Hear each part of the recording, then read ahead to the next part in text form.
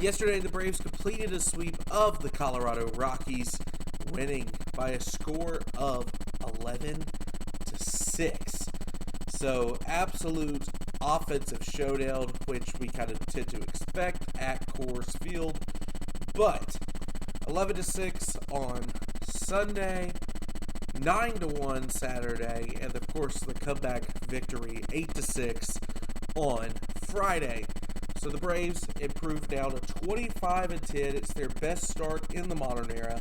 The only better start in the history of the franchise was when they were the Boston Beat Eaters, and they went 28-10 to start the season. So if the Braves can sweep Seattle, they will match the Boston Beat Eaters, though that is very unlikely. So I think the biggest starting, or the place you have to start is, despite Game 2 going completely your way, Chris Sale was dominant, and you put up 9 runs. And if you put up 9 runs with Chris Sale on the mound, I think you're going to win 99.9% of the time. Ronald Acuna Jr. comes up a little bit gimpy, and he heads the IL. This, very luckily, is only a grade 1 quad strain. So, or hamstring strain. Very, very lucky for the Braves here that this was not worse. I mean, everyone kind of just goes and expects the worst out of Acuna, considering everything that is, I mean, his injury history is atrocious. He is one of the best players in the world, but he is made of glass, or tissue paper might be the better thing, considering his soft tissue injuries, but he is very, very lucky to have avoided anything major. They put him on the 10-day IL. They called up Jose Azocar, which, based on his stats in AAA, and there were better options down there, I assume that this is going to be a very, very short stint on the IL for Acuna, but we will see exactly what happens. I do think Acuna will be back probably right around the time the team gets back to Atlanta, but will be unavailable to go in that showdown series with the Dodgers. However, probably will be ready for the Cubs, at least Game 2, Game 3 of that series. So, good for the Braves. They do avoid the major injury of Ronald Acuna Jr., but definitely scary for everyone who has been a Braves fan, because, you know, you've been kind of waiting for the other shoe to drop a little bit. The team's been really, really good, even with all the injuries. And Acuna had not gotten going yet. Honestly, I think he might be in his own head a little bit. Not nearly as bad as Austin Riley. Like, I think Acuna, even when he's underperforming, is still an average hitter at the plate. And Riley has not been that. So, Acuna probably, honestly, will do it some good to just take 10 days off, not have to worry about it. I mean, he's loose in the dugout. You saw on Sunday, he was filling Ozzy's glove up with dirt instead of in Coors. He put sunflower seeds in there. I mean, he's having fun. I think that the Braves as a team right now are having a lot of fun. And so I take that as a really good sign for Ronald Acuna Jr., and he avoids any horrific injury. Cy Young Sale, because Chris Sale has already won 1 Cy Young with the Atlanta Braves, and I think he's well on his way to a second. If we look at his line from the other night when the Braves won 9-1, and he was just insane. He gave his high on the season in terms of pitch count, innings pitched, and strikeouts. 3 hits given up, 1 earned run. But 3 walks and 11 strikeouts. That's going to lower his ERA down to 2.14. No homers given up. Just got himself into a little bit of trouble. I'm not really concerned about the walks because it's Coors and all your pitches behave differently. So I think Sale is having one of the best seasons of his major league career. And as long as he can stay healthy, which is always the issue, knock it all wood there, Chris Sale is in line to be in the Cy Young race once again in the National League. I think he is fantastic to start the season. He's having a really good start to the season, and the Braves have needed him to. With as many of their staple starting pitchers, the guys you thought you were going to rely on, out, he has been the rock in this rotation that every 5 days, every 6 days, you know that Chris Sale is going to come out there and give you a winning performance. Really only had the one bad inning up at Anaheim, and outside of that, he has been lights out. Struggled a little bit with the home run ball, but typically only won a game. So I really look forward to seeing Chris Sale pitch against the LA Dodgers, because he lines up to face them, whether that's on game 2, game 3. But I do think that Chris Sale, against that Dodgers lineup, I just want to see him dice them up. And I think he definitely has the capability to. So, Chris Sale, that I think is the biggest takeaway in terms of positives for the weekend. Though, Major League depth is a real thing. So there was something that was brought up, and this isn't necessarily the case. You can't do this right now with the injuries that have stacked up for Atlanta. But on Friday night, this was pointed out to me. And Alex Anthopoulos was given a lot of flack from everyone, including myself, over the offseason, about not adding a big splash move. And then when Profar goes down, or Profar gets popped, and then you have Schwellenbach and Waldrop and all these guys, Strider, go down, you start to be like, okay, you should have added something more. But something that Alex Anthopoulos did add was a lot of big league depth. You saw him go out and add a Martin Perez, who has looked really good for Atlanta. Mike Yastrzemski, he's not been fantastic, but he has done his job well, because he's not asked to carry the world. I mean, Mauricio Dubon 1-for-1 with Nick Allen is quite possibly the most uneven trade since Chris Sale Vaughn Grissom, which was also a 1-for-1 trade that Alex Anthopoulos managed to pull off. He added Jorge Mateo, who has done really well. Jonah Heim coming onto this team. I know that he's going to get cut probably later today, but he has been a good depth piece for the Braves at catcher. Kyle Farmer, I mean, he's barely gotten to bat, but when he does, he is definitely pulling his own weight. And Dominic Smith is so good for Atlanta this year. He's not actually getting to hit very much recently because of all the injuries to Michael Harris, and Michael Harris having to play DH. But this was a sequence that happened on Friday night during the comeback. Mauricio Dubon started at center because Michael Harris is going to play, or is going to DH the series when he does play. Jorge Mateo then gets the start at shortstop because Dubon is in center field. He can't play two positions at once. He's good defensively, but he can't play two places at one time. So Drake Baldwin is going to get the DH, is going to get a half day off, and he'll be able to DH today. And so Jonah Heim steps in behind the plate for Grant Holmes. Say what you will about Jonah Heim and his ability to call a game. I think it's been really up and down this year. When the Braves do get blown up, it's typically with him behind the plate.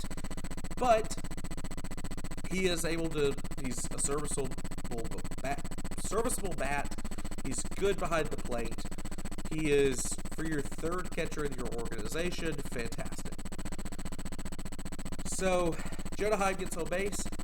Walt Weiss pulls the trigger. Kyle Farmer is going to run for Jonah Heim. Normally it would be Mateo or Eli White, but both of those guys are having to play tonight. So, Kyle Farmer, get on in there, kid. You're going to run. So, after Heim is taken out of the game, Drake is moved from DH to catcher, which you lose the DH spot at that point, but you're going for a win. We're not playing for extras. We're going to win this game in the ninth inning. So we're not going to cycle all the way through. We're not going to have a pitcher hit. Michael Harris is going to step in for Jorge Mateo and pinch hit. And he hits a home run to win the game for Atlanta. Kyle Farmer, then the double switch, replaces Mateo at shortstop, and he records the final out for Atlanta. That is depth and versatility and utility that the Braves have not had in years. Big reason for that is Marcell Ozuna, just because he was locked into your designated hitter role. But the Braves absolutely able to mix and match and play around the matchups and do anything they need to do to win. They can go and be aggressive and chase a victory even when they're behind because they feel comfortable with who's on the bench stepping in and playing multiple positions. Like Farmer can play the entire infield. Mateo can play the entire infield. Dubon can play everywhere but catcher. And I think if you threw some gear on him, he probably wouldn't do a terrible job. So, very good depth signings this year for Alex Anthopoulos, and I think it's something that he needs to be given a lot of credit for, and I think that showed, especially on Friday night in Denver. That major league depth is about to get a whole lot better, though, because Sean Murphy is going to rejoin the team, probably today, definitely, if not today, tomorrow, in Seattle, and Raisel Iglesias will be with him as well. So Iglesias will be reinstated on Tuesday, Murphy most likely tonight, and the Braves another few ticks closer to full strength. Obviously missing Ronald Acuna Jr., but now you're just waiting on Ha-Seong Kim to get ready with his rehab assignment. He had a few games played with Columbus this weekend, and he didn't light the world on fire or anything, but he did pretty decent, considering he hasn't seen live at-bats in, 5-6 months. He is doing a good job there. A lot of rainouts and a lot of offense down in AA Columbus. Yesterday, them and the Montgomery Biscuits, the Tampa Bay Rays affiliate, set the AA record for home runs in a game this century. They hit a combined 13 homers in the getaway game of that series. Also, 2 doubleheaders playing, so Ha-Seong Kim only would see action in one of those doubleheaders just to make sure he is still easing into it. Don't want to get him re-injured, even though it was a finger injury. Just want to make sure the conditioning is there. But Murphy has been rebounding with Gwinnett, and I think he is ready. He has had a really good week behind the plate and in the batter's box. So after a slow start to his season in AAA, I think Sean Murphy is ready, and this leaves you in a kind of it's a good problem to have, but it's a bad problem to have. Right now with Michael Harris unable to play the outfield and Ronald Acuna Jr. out, you are not left with a lot of depth in terms of who can play the outfield. So you're relying on their everyday of Eli White, Yastrzemski, and Mauricio Dubon, who's not even a true outfielder, to be your 3 outfielders every single day. And on days where Baldwin is not catching, it will be him designated hitting. Michael Harris will be your designated hitter on other days. But you definitely have to get Murphy some work, so it's going to be a little bit of a compromise between Baldwin, Murphy, and Michael Harris II on who gets at-bats, because, I think we'd all agree that Baldwin and Harris have been fantastic to start the season, and Murphy, though, his bat probably not at the same level as the other 2 guys, but if he's going to get back in the swing of things, he has to see Major League pitching, and he needs to see it somewhat often. So I wouldn't be opposed to giving Drake Baldwin a few full days off where he's not doing anything except for sitting the bench, maybe grab a bat to pinch hit for somebody, but I think that the Braves, good position, they're getting healthier, and it's a very good place to be.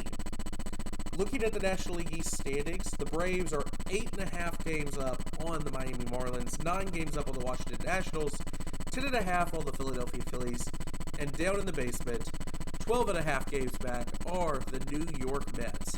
So it's May 4th, may the 4th be with you, and the Braves are already just dominating the National League East.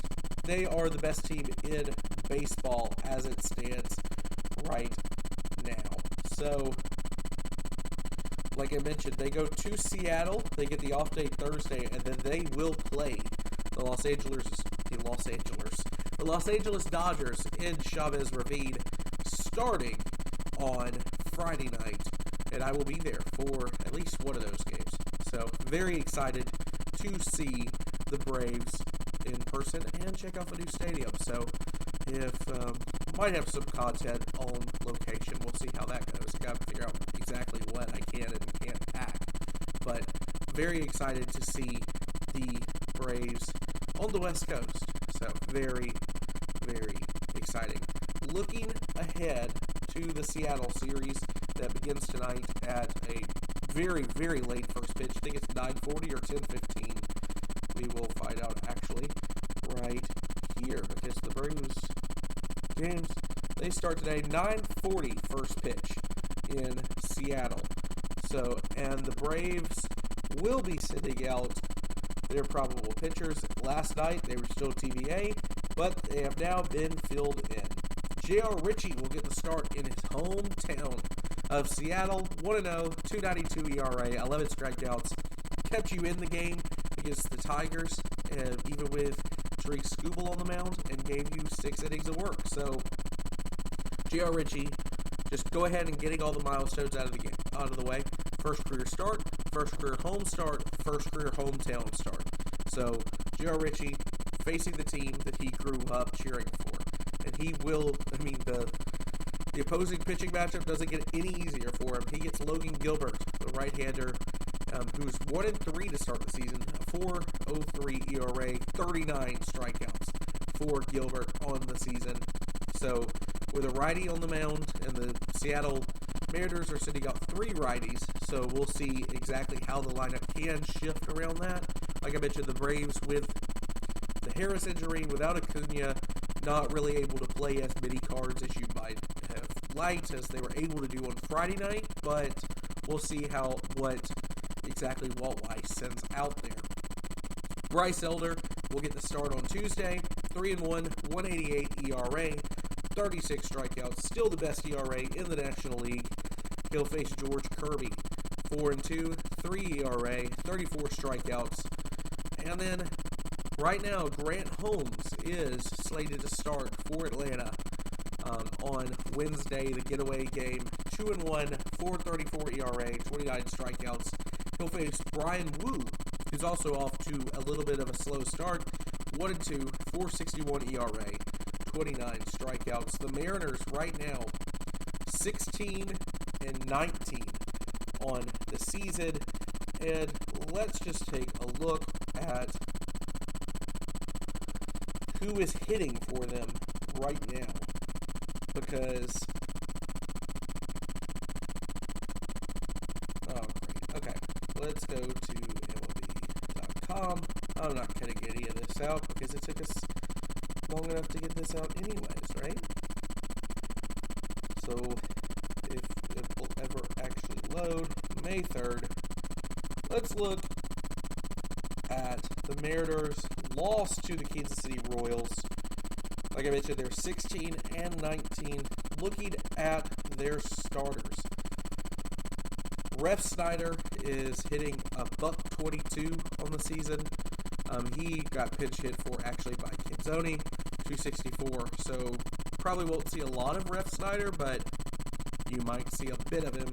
Julio Rodriguez, 268. Josh Naylor, 216 on the season. Randy Rosarena, 272. Those are your big, heavy hitters for Seattle. And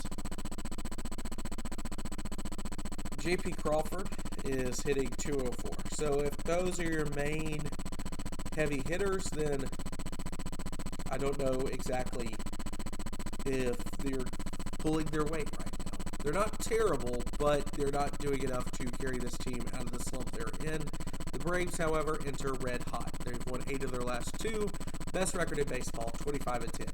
So, it should be a good matchup for Atlanta, and I'm excited to see them take on the Seattle Mariners in a beautiful ballpark up at T-Mobile Field. So, let's see exactly how it goes, but I'll see you again tonight with a recap of Game 1. If not tonight, maybe tomorrow. But I do expect to see you tonight. So, thank you everybody if you did manage to make it to the end. It does help me out more than you could know. And I appreciate you watching. So, until next time, I'm Caden. Peace up. A-Town down.